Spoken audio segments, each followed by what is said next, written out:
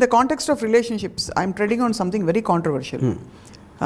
Polygamy అనే ఒక కాన్సెప్ట్ని ఒక్క మహాభారతంలో ద్రౌపది విషయంలో తప్ప అసలు ఎక్కడా మనం పాలియాండ్రీ చూడలేదు, ఎక్కడ చూడలేదు. సో ఐ జస్ట్ వండర్ మనకి what do our values from the past teachers in the context of this? Yeah, but value again is the same problem, no? Value and a word itself is again coming into the moral aspect. అది మహాభారతంలో values లేవు. లేవా? అది చెప్తున్నా కదా. ఇప్పుడు ద్రౌపదికి ఎవరిని తీసుకొచ్చినా అందరూ కలుసుకుని తీసుకోవాలి అనే ఆస్పెక్ట్ ఏదైతే వచ్చిందో అది మీరు ఇప్పుడు కాంటెంపరీ సొసైటీ చెప్పండి, కొడతారు పట్టుకునేది, రాళ్ళు పెట్టి కొడతారు ఎవరైనా చేస్తే అలాగా. మన మహాభారతం కాబట్టి మనం క్వశ్చన్ చేయట్లేదు అది బేసిక్గా. సో మహాభారతంలో ట్రెచరీ ఉంటుంది, అన్నదమ్ములు కొట్టుకుంటున్నారు, లేకపోతే ఈ మొత్తం చుట్టాల్లో వీళ్ళకి లాయల్టీ, లేకపోతే గ్రాటిట్యూడ్, లేకపోతే బిట్రేయల్, నమ్మక ద్రోహాలు అన్నీ ఉంటాయి కదా మహాభారతంలో. మహాభారతం నిండా ఉన్న క్యారెక్టర్స్ అందరికీ వాల్యూస్ అనేవి ఉండవు అసలు బేసిక్గా, ఎక్సెప్ట్ ఫర్ శ్రీకృష్ణుడు అసలు లేదు కదా పాండవులకి. అంటే ఇప్పుడు శ్రీకృష్ణుడు కూడా కూర్చుని అర్జునుడిని చూసి కూడా దుర్యోధనుని చూసి కూడా ముందుకు వచ్చి తీవు అని పాండవులకి డెలిబరేట్గా హెల్ప్ చేయడానికి దుర్యోధనుడికి అబద్ధం చెప్పినట్టే కదా, which is clear in Mahabharatam. తను పాండవుల్ని ఫేవర్ చేశాడు అంతే. పాండవులు ఎందుకు హీరోలు దుర్యోధనులు కాదు అంటే అది కవి తీసుకున్నాడు సైడ్ అంతే. వాళ్ళేం ప్రూవ్ చేయలేదు కదా పాండవులు వాళ్ళలో గొప్ప లక్షణాలు ఉన్నాయి, గొప్ప గుణాలు ఉన్నాయి, మనందరికీ ఉండవలసిన గుణాలు ఉన్నాయి, అలవర్చుకోవాల్సిన. ఏం గుణం ఉందన్న, ధర్మరాజు జోసంలో భార్యని నమ్మేశాడు, ఇచ్చేసాడు, అది గుణమా? ఏంటి గుణం? అది ఇచ్చిన మాట తప్పకూడదు. అర్జునుడిని ప్రేమించి వస్తే మదర్ ఎవరో చెప్పారని అందరికీ అది గుణమా? ఏంటి గుణం దాంట్లో? అది స్టోరీ అంతే. మీరు మహాభారతంలోని ఉన్న గుణాలు యాజ్ ఇట్ ఈజ్గా పాటిస్తే సొసైటీ కొలాప్స్ అయిపోతుంది అసలు. Society. So anyway I think Mahabharatam is first of all మన కాంటెక్స్ట్ లేదు ఇప్పుడు అంటే మనకి గిల్ట్ అనే ఒక ఆస్పెక్ట్ ఎక్కడి నుంచి మనకి మహాభారతం వాల్యూస్ మనకి ఇవ్వట్లా. కజిన్స్ని కొట్టుకోమని ఎవరు చెప్పట్లా ప్రాపర్టీ కోసం. కజిన్స్ని నరుక్కోమని ఎవరైనా చెప్తారా ఇప్పుడున్న సొసైటీలో? ఎవరు చెప్పారు? ఎవరైనా సరే వాళ్ళ ప్రాపర్టీ ఇవ్వను అంటే యుద్ధానికి వెళ్ళి తొడలు పగలగొట్టి లేకపోతే బుర్ర పగలగొట్టి అలాంటి ఎవరైనా ప్రీచ్ చేస్తారు, చేయరు కదా. So Mahabharatam is not about values, it's a story. So let's leave that. ఇప్పుడు మనం ఉన్న కాంటెంపరీ సొసైటీలో ఉన్న వాల్యూస్ మాట్లాడుతున్నాం. భార్య భర్తలు ఎప్పటికీ ఉండిపోవాలి, అదొక వాల్యూ. బయట you can't have, should not have an affair. పెద్ద ఈ వాల్యూస్ అన్ని మనం ఇప్పుడు పెట్టుకున్నాం. మహారాజులు ఎప్పుడు పాటించరు అది. వరల్డ్ హిస్టరీ కూడా మీరు చూడండి. ఈ వాల్యూస్ మీకు ఫ్యామిలీస్ని, సొసైటీని కోహెషన్ చేయడానికి పనికొస్తాయి. సో ఇన్ అదర్ వర్డ్స్ మీరు అనేది ఆ కాలంలో గిల్ట్ అనే కాన్సెప్ట్ ఉండేది కాదు. కాలం నాకు తెలియదు. మహాభారతం ఎవరైతే టాప్ ఆఫ్ ద లైన్లో ఉన్నారో పవర్ఫుల్ పీపుల్, వాళ్ళ స్టోరీ కదా మనం అవును ఉన్నది. ఇప్పుడు హస్తినాపురంలో జనాలందరూ మనలాంటి ఉంటారు. మళ్ళీ ఇది మనం ఇప్పుడు ఏదైతే వాల్యూస్ అంటున్నాం, అవును వాల్యూస్ పై వాళ్ళకి వర్తించవు ఎప్పుడు, ఎందుకంటే నాకు పవర్ ఉంది కాబట్టి. ఇప్పుడు పాయింట్కి వచ్చాను, అది అడుగుతున్నా నేను. వాల్యూస్ ఎవరెవరికి వర్తింపజేస్తారు అంటే ఈ గిల్ట్ ఉండడానికి ఉండకపోవడం టైం గిల్ట్ అనేది మిడిల్ క్లాస్కి ఉంటుంది, హై క్లాస్ వాళ్ళకి ఉండదు, లో క్లాస్ పాయింట్కి. అది మిడిల్ క్లాస్ వాళ్ళు ఒక త్రిశంకు ఏరియాలో ఉంటారు.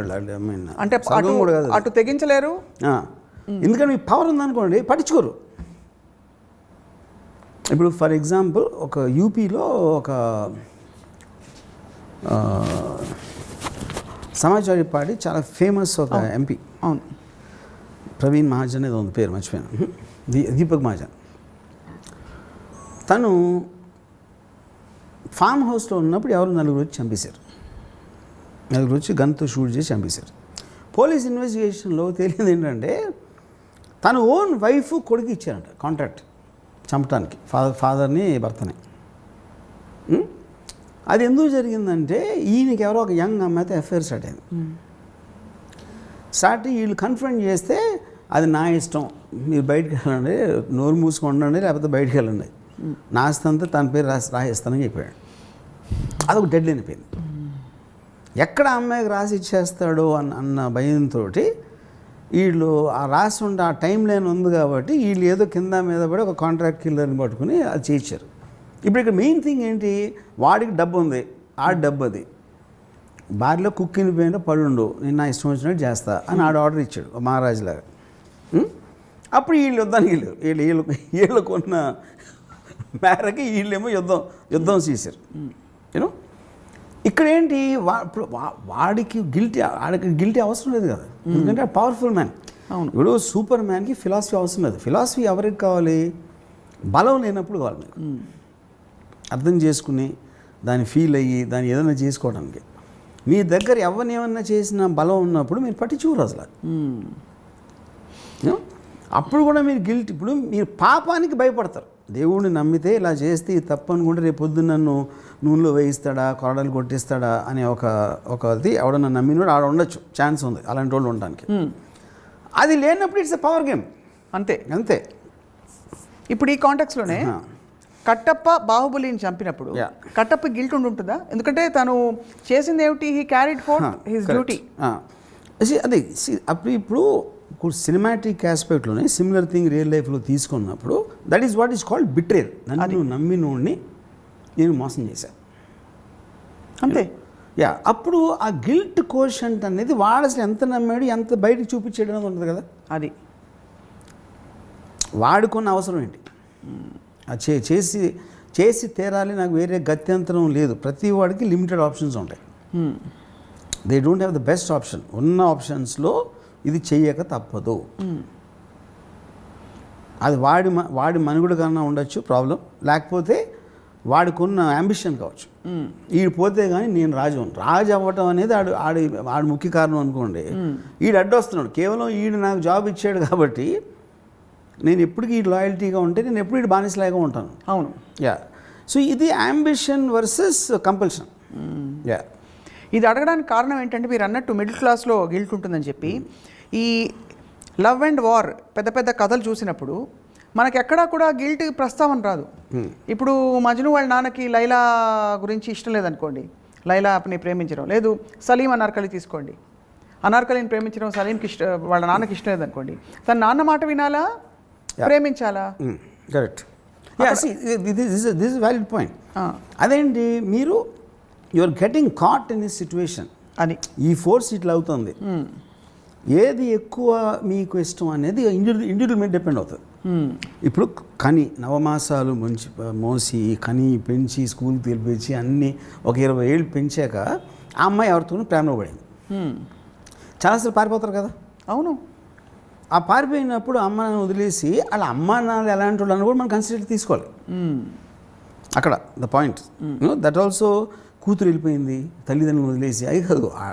తండ్రి ఎవరు, తల్లి ఎవరు, ఈ అమ్మాయి ఎవరు, వాడెవరు, అమ్మాయికి ఉన్న మైండ్ సెట్ ఏంటి, there are so many factors. అది కానీ బాటమ్ లైన్ ఏంటంటే ఇది individual happiness versus sacrificing your happiness for the sake of this peer pressure. Right. ఇప్పుడు ఒక అమ్మాయికి పెళ్లి చేసుకుంది, భర్త కన్నా చాలా స్మార్ట్గా ఉన్నాడు ఇంకెవడో పరిచయం అయ్యాడు. And at that point of time she felt my life will be better with this other person. అలాంటప్పుడు భర్తను వదిలేయాలి ఇమీడియట్గా. అది నేను చెప్పేది. మీరు అట్లీస్ట్ ఒక ప్రాసెస్ చెప్తున్నారు. అక్కడ ఏమవుతుంది, భర్త ఉండగానే వెళ్ళి ఇంకొక రిలేషన్షిప్ పెట్టుకోవడం అది ఇంకా. కానీ నేను అదే అంటున్నాను, అదే అప్పుడు అందుకని మీకు చాలా సొసైటీ తెలివిగా ఏం చేసిందంటే it bifurcated this whole thing. మీరు మారల్ ఆస్పెక్ట్ని లీగల్ సిస్టమ్కి తేలదు. యూనో మీకు పారామీటర్స్ ఓకే, వేరే రిలీజియన్లో వేరే సొసైటీలో కొంచెం మార్పులు ఉండొచ్చు, ఇది అడల్టరీ అని ఇదని అని. But if you look at it the whole thing the way it is going towards independence. Right. So అది కొన్ని మనకి లా ఆపలేదు, రిలీజన్ ఆపలేదు. అప్పుడు మళ్ళీ మీరే ఆపుకోవాలనే ఆస్పెక్ట్లోంచి ఇది వచ్చింది, guilty feeling which is very closely related to morality. భార్య భర్తలు ఇద్దరు కలిసి ఉండాలి, వాళ్ళు పోయే వరకు ఇద్దరు ఉండాలి, ఎవరు చెప్పి ఉంటాడు? అది రిలీజన్ చెప్పలా. That is not where it came from. That is a socially design system అది. అవును. ఎందుకంటే ఇప్పుడు అందరూ ఇప్పుడు ఒక్క భార్య భర్తలు వదిలేసాను, పిల్లలు ఉంటారు, తల్లిదండ్రులు బాగా చూసుకోవాలి. చాలాసార్లు చూసుకోలేరు. ఓల్డ్ ఏజ్ హోమ్స్ పంపిస్తారు. నేను ఒకసారి మా మా నాన్నమ్మ ఏదో భీమవరంలో. సో ఎక్కడో మా ఆవిడ ఏమంటారు ఒకళ్ళ ఇంట్లో ఉంటున్నారు, సమ్ కొడుకు, పెద్ద కొడుకు ఏదో సంథింగ్. నేను వెళ్తే ఈ ఒక చిన్న ఇది ఉంది, ఒక షెడ్లా ఉంది ఆ కాంపౌండ్లో. ఆ షెడ్ లోపల పెట్టారు ఆవిడకి, షీజ్ హ్యాస్ సమ్ పెరాలసిస్ ఏదో సంథింగ్. నేను లోపలికి వెళ్ళినప్పుడు యాక్చువల్గా ఆవిడ మీద కాక్రోచెస్ తిరుగుతున్నాయి. సో ఇప్పుడు అది ఏమన్నా ఎలా చూస్తున్నారు చూసావా అని ఆబ్వియస్లీ నేను అనుకున్నాను, నా పక్కన వాళ్ళు అనుకున్నారు. కానీ ఏంటి అక్కడ రియాలిటీ ఏంటి, వాళ్ళ ఇల్లు ఎంత, వాళ్ళ పనులు అంత, ఆవిడకున్న ఫిజికల్ స్టేటు హెల్త్ స్టేట్కి అక్కడ పెట్టారు. ఆ పెట్టినప్పుడు గబుక్కుని వెళ్ళినప్పుడు ఆ కాక్రోచెస్ కనిపించినాయి. అది ఆవిడ ఫీల్ అయ్యారా లేదా, అసలు ఆవిడ కాన్షియస్ ఉందా కూడా నాకు తెలియదు. ఆ విజువల్ మాత్రం నా మైండ్లో ఉండిపోయింది అంతవరకు, యూనో. కానీ ఆ ఆస్పెక్ట్లో చూసుకోవటానికి అక్కడ ఉన్న రిసోర్సెస్, వాళ్ళ మైండ్ స్టేటు, ఇవన్నీ ఫ్యాక్టర్స్ ఉన్నాయి. మనం ఊరికైనా జడ్జ్మెంట్ ఇచ్చేస్తాం బయట నుంచి. అప్పుడు అనుకున్నది మేము తీసుకెళ్ళాం, ఆవిడని తీసుకెళ్ళా, మేము కూడా తీసుకెళ్ళా. వాళ్ళని కాసేపు తిట్టుకుని ఆవిడ మీద జాలిపడి మళ్ళీ మర్చిపోయి మా వాళ్ళు మేము పడిపోయాం మళ్ళీ. సొసైటీ అలాగే ఉంటుంది. సొసైటీ అలాగే ఉంటుంది. సొసైటీ ఎవరి గురించి పట్టించుకోరు. అప్పుడు ఎవరు పట్టించుకుంటారు, మీ గురించి మీరు ఒక్కరే పట్టించుకుంటారు. యాక్చువల్గా that is actual truth of life. అది బాటమ్ లైన్. అది బాటమ్ లైన్. అది ఆ రియలైజేషన్ వచ్చినప్పుడు మీకు ఏది కరెక్టు మీ హ్యాపీనెస్కి అన్న దాని డెసిషన్ తీసుకుని మిగతా అని టపాక్కను వదిలేను అంతే. చాలా ప్రొఫౌండ్ ఒక బండ సత్యం చెప్పారు మీరు. ఇప్పుడు పెద్ద రేంజెస్లో వార్ ఉంటుంది అనుకోండి. ఫర్ ఎగ్జాంపుల్ సెకండ్ వరల్డ్ వార్లో హిట్లర్ పోలాండ్ అయిపోయి అక్కడి నుంచి రష్యా దగ్గరికి వెళ్తూ ఉంటే సడన్లీ గ్రేట్ బ్రిటన్ ఎంటర్ అయింది వార్లో. ఇక్కడ ఉన్న సోల్జర్స్ వాళ్ళు సరిపోలేదు కాబట్టి Hitler took A decision to bomb London మీద రెసిడెన్స్లు అక్కడ బాంబ్ చేసేప్పటికీ వాళ్ళందరూ రోడ్ల మీదకి వచ్చేస్తారు భయపడి. That created traffic jams for their own troops. అప్పుడేంటి, బ్రిటన్ ట్రూప్ మూవ్మెంట్ స్లో చేయాల్సిన ఆబ్జెక్టివ్ కోసం కొన్ని వందల వేల మందిని బలిపెట్టేయడానికి. దానికి హిట్లర్ గిల్టీ ఫీల్ అయితే హిట్లర్ అవడం ఎప్పుడు. అవును, you know what I'm saying. Yes, Hitler అనేది ఆర్మీ అనుకోను. చాలాసార్లు ఇప్పుడు మన క్రిమినల్స్ని పట్టుకోవడానికి పోలీసులు ఇన్ఫర్మేషన్ లాగడానికి ఎవరో పట్టుకొచ్చి కొడతారు, కొట్టేస్తారు. కొంతమంది పోలీస్ కేసులు చచ్చిపోతారు కూడా. వాళ్ళు చాలామంది ఇన్నోసెంట్ ఉంటారు, పోలీసులు కూడా తెలుసు. అయినా కూడా ఆ తప్పిస్తే వేరే మెథడ్ లేదు వాళ్ళు పట్టుకోవడానికి. అదే అంటే ఇది లోకధర్మం రాజధర్మం ఇవన్నీ ఉన్నప్పుడు ఇవన్నీ జస్టిఫై ఆల్ డూ థింగ్స్. ఇది కంపల్సన్, వేరే చాయిస్ లేదు కాబట్టి యుల్ డూ దట్, యూనో. ఇది ఎప్పుడో మీరు రికంప్లీస్ చేసి, అంటే మన బుద్ధుడిలాగా ఏంటి ఎంతకాలం వార్ చేశాను, ఎంతమంది చచ్చిపోయారు నా నిర్ణయాల మూలాన అని ఆయనకి ఏదో గిల్టీ ఫీలింగ్ వచ్చి ఆయన సేజ్ అయిపోయాడు అనుకోండి.